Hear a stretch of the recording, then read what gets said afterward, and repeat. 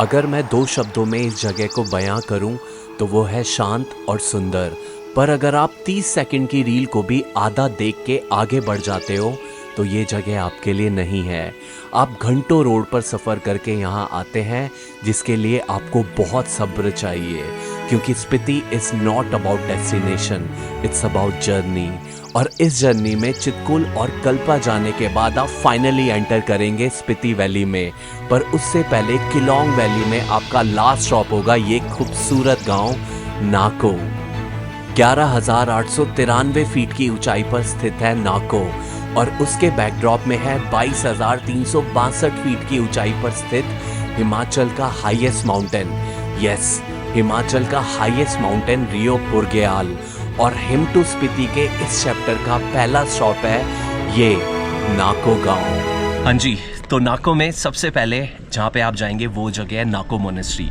Almost 1000 साल पुरानी ये मोनेस्ट्री है, और 1975 में यहाँ पे बहुत बड़ा अर्थक्वेक आया था जिसकी वजह से काफ़ी डैमेज हो गई थी।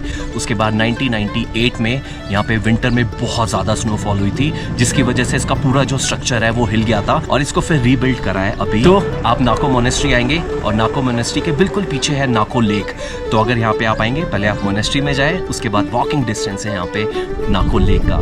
सो पहले हम चलते हैं नाको मोनेस्ट्री, उसके बाद मैं आपको ले जाऊंगा नाको जो लेक है वहाँ पे। सो लेट्स गो।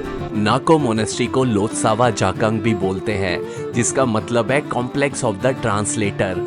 और ये नाम रिन चैन ज़ेंगपो के ऑनर में पड़ा है, जिन्होंने बुद्धिस्ट स्क्रिप्चर्स को संस्कृत से तिब्बतन लैंग्वेज में ट्रांसलेट किया था। इस मोनेस्ट्री में 4 बड़े हॉल हैं, जिनमें से सबसे बड़ा और पुराना है दुखोंग। ये मोनेस्ट्री सिमिलर है ताबो मोनेस्ट्री से, जिसे हम आगे वीडियो में देखेंगे। कैमरा अलाउ नहीं होने के कारण मैं इसे अंदर से नहीं दिखा पाऊंगा, पर जो मोनेस्ट्री बाहर से इतनी सुंदर है तो आप गैस कर सकते हैं वो अंदर से कितनी सुंदर होगी।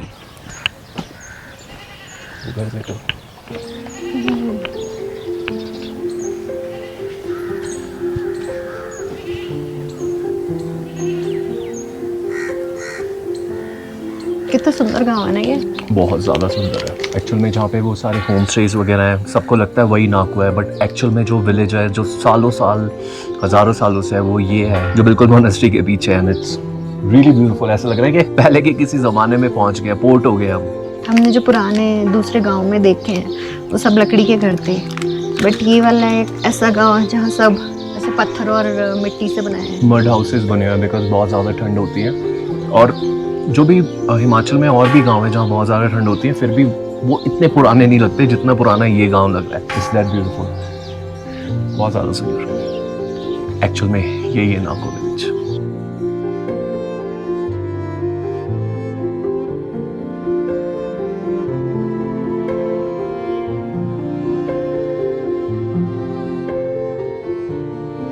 सो बाबा, ये मेरे पीछे है नाको लेक। 11,900 फीट की ऊंचाई पे है ये लेक, एंड बिल्कुल भी एक्सपेक्ट नहीं कर सकते आप कि इतनी ज़्यादा ऊंचाई पे कोई लेक भी हो सकती है, बिकॉज ये कोल्ड डेजर्ट है। ये जो पूरा एरिया, यहाँ पे आपको कोई भी पानी का ऐसे स्रोत वगैरह नहीं मिलेगा। नीचे जो रिवर बह रही है स्पीति रिवर, वहाँ पे आप जा सकते हैं, पर वो भी बहुत ज़्यादा नीचे है। और इस हाइट पे यहाँ पे ये lake it's out of world. और इस लेक में अगर आप गर्मी में आ रहे हैं, जैसे इस टाइम पे आ रहे हैं, तो आप बोटिंग कर सकते हैं। अगर आप यहाँ पे विंटर में आ रहे हैं, विंटर स्पीति कर रहे हैं आप, तो यहाँ पे आप आइस स्केटिंग कर सकते हैं, बिकॉज ये विंटर में पूरी की पूरी लेक ये जो है ये जम जाती है और लोग इस पे आइस स्केटिंग करते हैं। एंड यस, जो मोनेस्ट्री है वो बिल्कुल वहाँ पे इसके पीछे है, and this place is absolutely beautiful. कितनी ज़्यादा सुंदर है मैं आपको बता भी नहीं सकता। नाको विलेज में बहुत सारे होम स्टेज हैं, और जो भी स्पीति टूर करता है एक रात नाको में ज़रूर स्टे करता है। और जैसे जैसे यहाँ टूरिज़्म बढ़ रहा है, यहाँ बहुत तेज़ी से और भी होम स्टेज बन रहे हैं। और इससे पहले कि नाको एक छोटे से गांव से एक बड़ा गांव बन जाए, मेरे कहने पर आप यहाँ जल्दी से आ जाएं। नाको के बाद अब टाइम है स्पीति वैली में एंट्री करने का। हरे भरे पहाड़ अब पीछे छूट जाएंगे और आपको सूखे और वीरान पहाड़ नजर आने लगेंगे, और इसका मतलब है आप स्पीति आ चुके हैं। और स्पीति वैली में आते ही आपका पहला स्टॉप होगा इंडो चाइना बॉर्डर के बिल्कुल पास बसा ग्यू गांव। हम पहुंच गए हैं ग्यू मोनेस्ट्री, और ग्यू मोनेस्ट्री है ग्यू। एक छोटा सा गांव है वहाँ पे जो कि बहुत ज़्यादा फेमस है। वहाँ पे पार्किंग करी है, वहाँ पे गोम्पा है, वहाँ पे से गाड़ी आगे नहीं जाएगी, यहाँ से आपको वॉक करके आगे जाना पड़ेगा। ज़्यादा वॉक नहीं है, सिर्फ 5-7 मिनट का वॉक है यहाँ से। And it's a beautiful monastery. आगे चलते हैं ग्यू मोनेस्ट्री पे, फिर मैं आपको दिखाऊंगा और बताऊंगा कि ये क्यों फेमस है। सो लेट्स गो।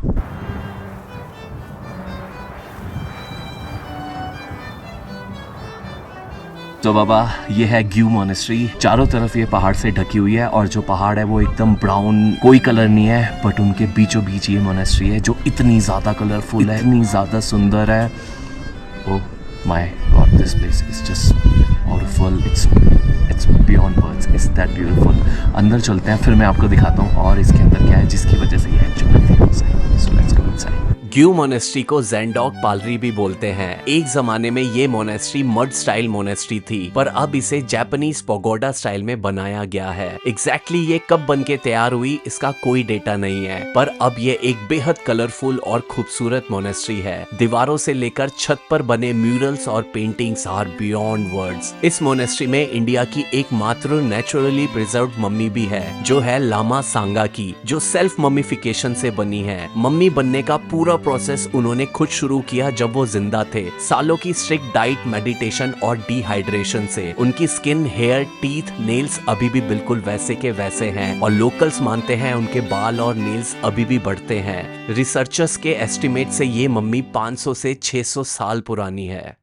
ग्यू के बाद स्पीति का मेजर स्टॉप है टाबो, और कुछ ऐसे डेंजरस रास्तों से होते हुए हम वहां पहुंचते हैं। इसलिए अगर आप पहली बार स्पीति जा रहे हैं तो एक अच्छी ट्रैवल कंपनी के साथ जाना बहुत ज़रूरी है, जिनके पास एक एक्सपीरियंस टीम हो और जिनको इस जगह के बारे में पता हो, साथ में आपकी नीड्स के अकॉर्डिंग पूरा टूर कस्टमाइज कर सके।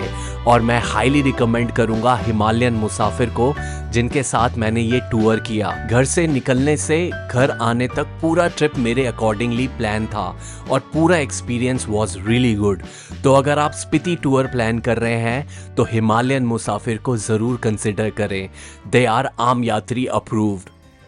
सो टाबो जाने से पहले टाबो से 4 किलोमीटर पहले होगा आपका नेक्स्ट स्टॉप, जिसको बोलते हैं गुरु पद्म संभवा स्टैचू, जो पड़ता है लारी गांव में। सो बाबा ग्यू मोनेस्ट्री के बाद जो आपका अगला स्टॉप होगा वो होगा टाबो, बट टाबो से 3-4 किलोमीटर पहले पड़ती है ये जगह जिसको बोलते हैं लारी, और लारी में ही है ये गुरु पद्म संभवा जी की मूर्ति, जो आपको जब आप आ रहे होंगे रास्ते से नीचे से वहां से ही नजर आएगी। It's really huge, it's really beautiful, और जो इनका फेस है it's towards the big mountain range. इनके बिल्कुल सामने इतने बड़े बड़े पहाड़ हैं और उनकी तरफ फेस करके ये बैठे हुए हैं। And this place is absolutely breathtaking, I am telling you. अगर आप ग्यू मोनेस्ट्री से टाबो आएंगे तो यहाँ पे आपका रुकना बनता ही है, बिकॉज इट्स दैट ब्यूटीफुल। और अगर आप सुबह सुबह आएंगे तो यहाँ पे कोई भी नहीं होगा, खाली खाली होगा।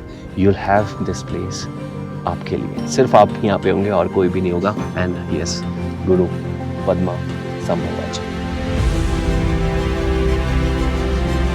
गुरु पद्म संभवा जी ने बुद्धिज्म को तिब्बत में इंट्रोड्यूस किया था, और इस स्टैच्यू को गुरु रिंग पोचे भी बोलते हैं। और इसके बाद आप जाएंगे स्पीति के एक मेजर गांव में जिसे बोलते हैं ताबो, और ताबो में सबसे पहले आपकी मंजिल होगी ताबो मोनेस्ट्री, जो कि ओल्डेस्ट कंटिन्यूअस ऑपरेटिंग मोनेस्ट्री है पूरे भारत और हिमालयास में।